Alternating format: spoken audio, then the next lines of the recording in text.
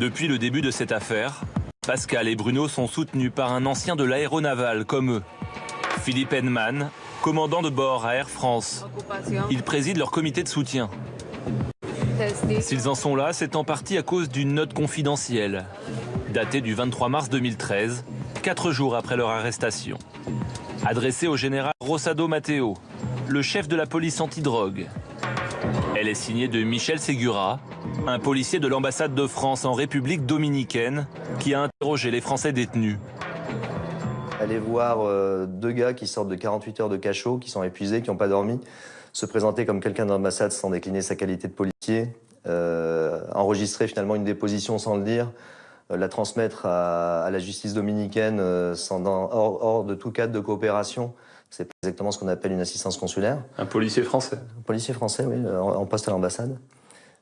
Cette note a tout simplement précipité, parce qu'elle a été immédiatement exploitée alors qu'il n'y avait rien de particulier, de très à charge là-dedans. Elle a tout simplement été exploitée par le procureur dominicain. À partir de là, évidemment, le juge des détentions, vu l'ampleur de l'affaire, a dit bon allez, hop, tout le monde en cabane pour 1 an. Voici les informations obtenues au cours des entretiens que nous avons eus au siège de la DNCD avec les 4 Français détenus. Pas de fumée sans feu, qui transportait autre chose que de la cocaïne. Et alors, même s'ils transportaient une cargaison d'or, par exemple. Alors, à votre avis, est-ce que c'est illégal, ça? Non, c'est pas illégal. C'est pas illégal, les douaniers l'ont déclaré tout à fait officiellement, c'est absolument pas illégal. Il suffit de payer la TVA à l'arrivée. Et c'est en substance qu'ils ont dit, pour être très franc, c'est ce qu'ils ont dit je crois, à Michel Segura. Ils lui ont dit, non, on n'avait pas connaissance de la nature du chargement, parce qu'à l'époque, c'était supposé être de la cocaïne. Ils ont dit, non, on s'est dit, bon, peut-être que c'était des valeurs ou de l'or, quelque chose comme ça, ce qui, voilà, n'est pas illégal. Après, c'est pas votre sujet, vous n'avez rien à voir avec ça. C'est un transport de valeurs qui est reconnu, admis, bon, et puis voilà. Les pilotes se sont dit, on a peut-être transporté de l'or. On allait peut-être transporter de l'or. Voilà, peut-être quelque chose comme ça, mais jamais de la cocaïne.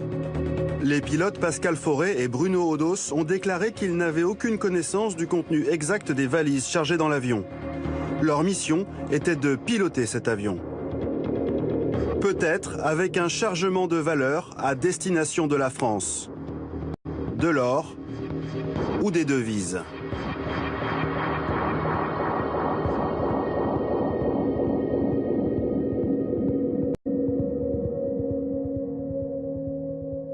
Cette note, connue de la justice dominicaine depuis le début, n'a jamais été rendue publique. S'il y avait des valises d'or, où sont-elles passées? En août dernier, le procès révèle les failles de l'enquête. Rapports falsifiés, pressions, menaces, les agents infiltrés témoignent. De agente encubierto por instrucciones del señor presidente de la DNCD, el mayor general Rossado Matteo. Yo le dije que había pilotos, pero específicamente yo no lo puedo decir a este y este porque yo nunca hubiera visto a esas personas en mi vida. De ese caso no puedo decirle muchas cosas porque realmente yo no estaba presente el día que ocurrió ese hecho.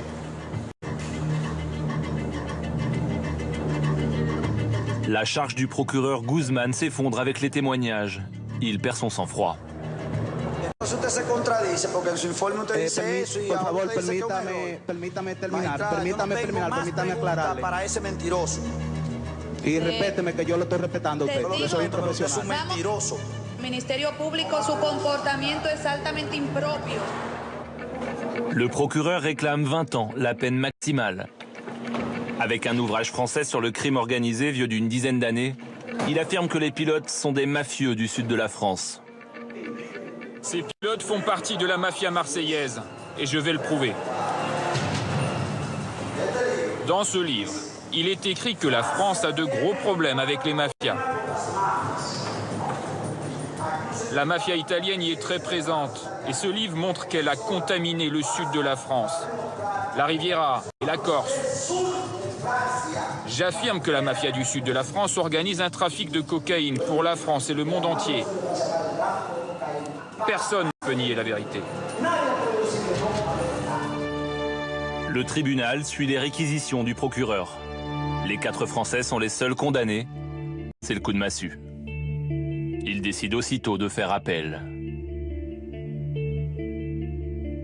Mais pour les deux pilotes, la donne a changé. Une évasion, ça serait sortir d'une enceinte, ça serait scier des barreaux. Non, c'est pas ça, c'est pas une évasion. On peut peut-être parler de fuite dans le sens, c'est un peu le cerveau reptilien. Il y a un danger grave et imminent, je vois bien que je vais pas pouvoir faire avec ça, je fuis. Voilà, c'est un peu ça, c'est plutôt ça. On ne peut pas s'empêcher de ne pas penser à une opération Barbouzarde. Opération Barbouzarde, je voudrais pas qu'on oublie la barbouzerie du départ. La barbouzerie du départ, c'est la lutte anti-drogue dominicaine qui l'a faite. Et l'État dominicain qui s'en est fait le relais. La drogue, on ne l'a jamais vue, elle n'a jamais été présentée autrement que sur une table dans des paquets plastifiés. Elle a un certificat de destruction et d'analyse qui date du 11 mars, de destruction du 11 mars, alors que la saisie elle a eu lieu le 19. Enfin bon, il y a quand même quelques petits problèmes gravissimes en fait au niveau de la saisie de drogue elle-même. Donc il y a des barbouzes là-bas.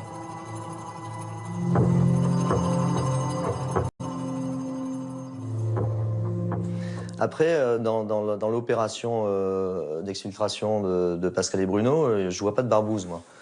Je vois des gens qui s'impliquent, qui ont des profils différents, mais il n'y a pas de barbouze.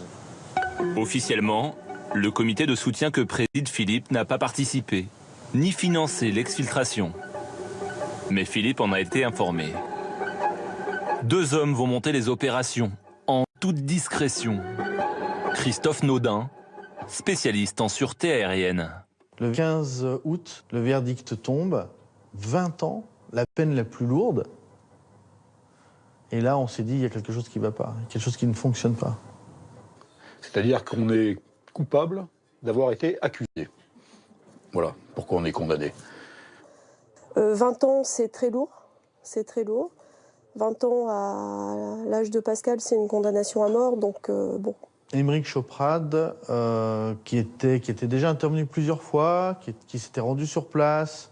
C'est l'ancien conseiller du président de la République dominicaine, rencontre les familles qui lui disent qu'il faut absolument faire quelque chose et que maintenant, il faut qu'on recherche d'autres options que l'option judiciaire, parce qu'on ne croit plus dans le fonctionnement normal de la justice. Il y réfléchit. Il me contacte quelques jours plus tard. Il me propose, évidemment, à titre amical, de participer à cette opération et de la monter, ce que j'ai accepté immédiatement. Aymeric Choprade, spécialiste de géopolitique et député européen du Front National. Tout part d'un dîner avec des pilotes et de moi-même. Ça va s'appeler dîner en ville, tout simplement. Un dîner en ville, et ce qui nous permettra, par téléphone, etc., de parler uniquement avec des noms de code qui sont liés à la guerre.